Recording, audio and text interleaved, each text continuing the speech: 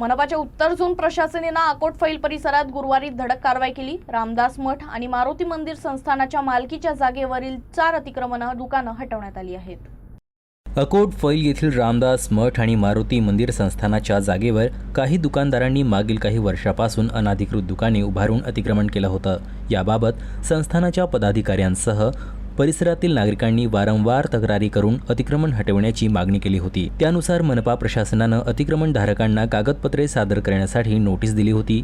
मात्र संबंधितांनी कोणतीही कागदपत्रे सादर न केल्यानं प्रशासनानं कठोर भूमिका घेत कारवाईचा निर्णय घेतला। सहाय्यक आयुक्त गणेश शहाणे यांच्या मार्गदर्शनाखाली आणि सहाय्यक आयुक्त विठ्ठल देवकते यांच्या उपस्थितीत ही कारवाई करण्यात आली। पोलीस बंदोबस्तात जेसीबीच्या सहाय्यानं अतिक्रमित 4 दुकाने हटवण्यात आले। यामुळे संस्थानाच्या जागेवरील अतिक्रमणाचा मोठा प्रश्न निकाली लागला। याचवेळी परिसरातील काही दुकानदारांनी सार्वजनिक जागांवर उभारलेले टीन शेड, वाढीव ओटे तसेच रस्त्यावर अडथळा निर्माण करणाऱ्या 4 चाकी वाहनांशी संबंधित अतिक्रमणावरही कारवाई केली।